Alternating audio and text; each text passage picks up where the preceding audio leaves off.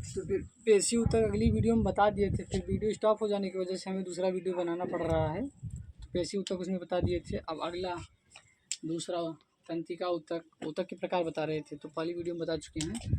तंत्रिका ऊतक स्टार्ट करते हैं। तंत्रिका ऊतक यानी कि न्यूरॉन टिश्यू। न्यूरॉन टिश्यू का पहला कार्य लगते हैं। इस ऊतक से मस्तिष्क तथा मेरुरज्जु यानी कि स्पाइनल कार्ड तथा सभी तंत्रिकाएं बने होते हैं। मस्तिष्क और मेरुरज्जु तथा सभी तंत्रिकाएं तंत्रिका ऊतक की बनी होती हैं। ये जो तंत्रिका ऊतक है, दूसरा कार्य देखिए, सूचना आदान प्रदान करता है।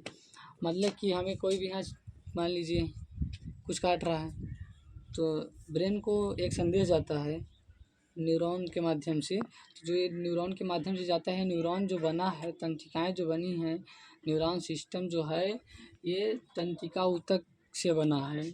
तो अगला इसका मतलब कि इस ऊतक में कोशिका विभाजन नहीं होता, यानी कि हमारे ब्रेन में चोट लग जाने से या न्यूरॉन जितने भी न्यूरॉन टिश्यूज़ हैं, न्यूरॉन टिश्यूज़ यदि वो भ्रष्ट हो गए, यदि वो नष्ट हो गए तो दोबारा मतलब कि विभाजन नहीं कर सकते, उनमें विभाजन नहीं होता है।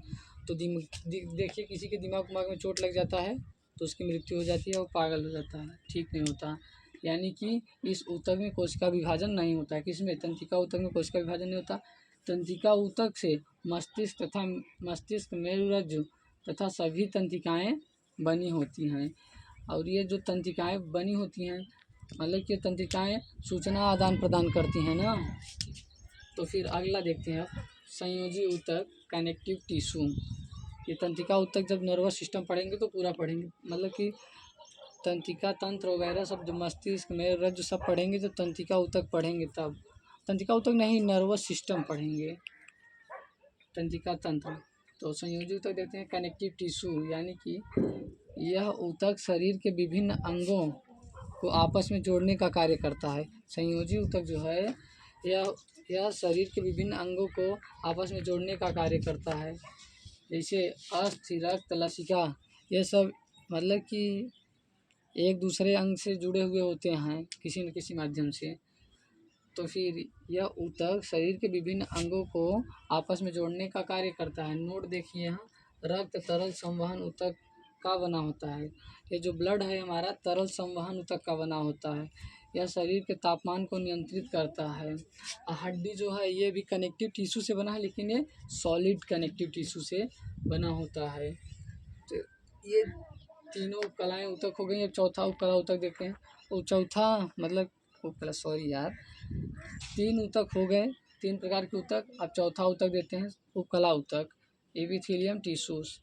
त्वचा आंतरिक अंगों की खोल बनाता है, मतलब कि ये जो है उपकला ऊतक या त्वचा बनाता है, लेकिन जो आंतरिक हमारे अंग होते हैं उनका खोल भी उपकला ऊतक का बना होता है। आंतरिक अंग हमारे जो होते हैं उनका खोल उपकला ऊतक का बना होता है। हमारे शरीर का त्वचा बनाता है। हमारा आंतरिक अंग तो त्वचा के अंदर है ना हमारा सब कुछ, तो ये उपकला ऊतक त्वचा बनाता है, यानी कि आंतरिक अंगों की खोल को बनाता है। वसा संग्रह तथा ऊतकों के बीच खाली स्थान को भरता है। वसा संग्रह और ऊतकों के बीच जो खाली स्थान होता है उसको उपकला ऊतक भरता है। बुढ़ापे में वसा की कमी से झुर्रियाँ पड़ जाती हैं।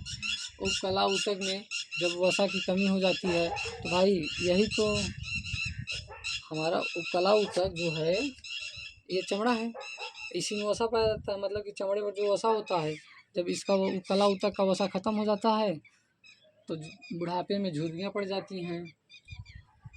वसा हमें चोट लगने से बचाता है। वसा भाई जिसके अंदर वसा ज़्यादा होगा मारिएगा तो जैसे यहाँ वसा कम है, यहाँ मारिएगा। वसा इधर पैर में ज़्यादा है तो पैर में चोट कम लगता है। जहाँ वसा ज़्यादा रहेगा वहाँ चोट कम लगेगा, जहाँ वसा कम होगा वहाँ चोट ज़्यादा लग जाता है। तो वसा हमें चोट लगने से बचाता है। वसा हल्का होने की वजह से स्थान ज़्यादा घेर लेता है। वसा हल्का होता है, स्थान ज़्यादा घेरता है।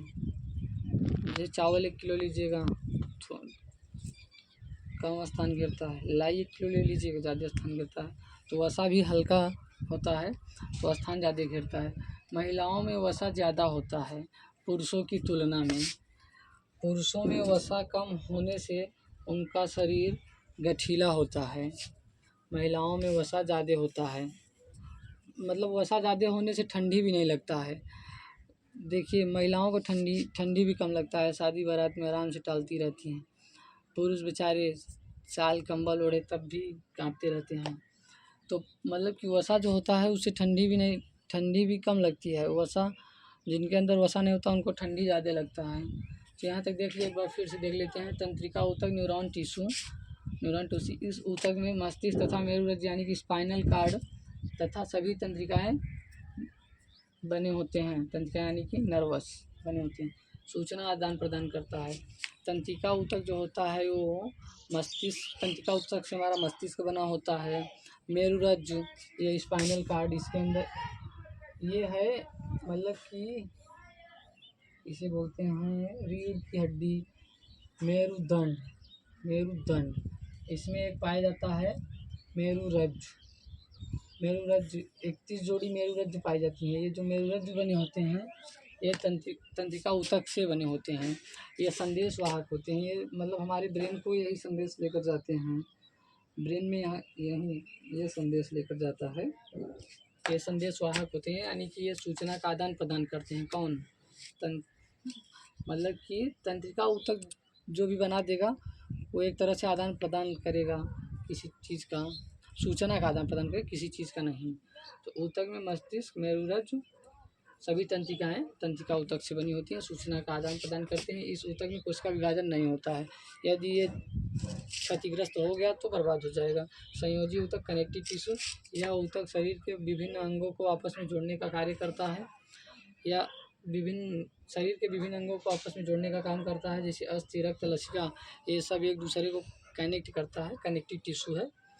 नोट में देखिए, रक्त तरल संवहन ऊतक का बना होता है तथा शरीर के तापमान को नियंत्रित करता है। कौन? रक्त, blood. Bone solid connective tissue का बना होता है। ये हमारा जो है बोन सॉलिड कनेक्टिव टिश्यू का बना होता है। अब यहाँ उपकला ऊतक देखते हैं। एपिथेलियम टिश्यूज, त्वचा का निर्माण कौन करता है? उपकला ऊतक से त्वचा बनता है। और ये आंतरिक अंगों का खोल है। हमारे अंदर का अंग जो हुआ आंतरिक अंग हुआ, तो जो इसके ऊपर का खोल हुआ वो उपकला ऊतक से बनता है। इसमें वसा संग्रह तथा ये जो उपकला ऊतक है वसा संग्रह तथा ऊतकों के बीच के खाली स्थान को भरता है। बुढ़ापे में वसा की कमी हो जाने से झुर्रियाँ पड़ जाती हैं। उपकला ऊतक में जब वसा की कमी हो जाती है, उपकला ऊतक यानी कि उपकला ऊतक हमारा जो ये है स्किन उपकला ऊतक से बना है, इसमें वसा का कमी होगा तो ये झुर्रियाँ पड़ जाएंगी, देखते होंगे। तो झुर्रियाँ पड़ जाता है।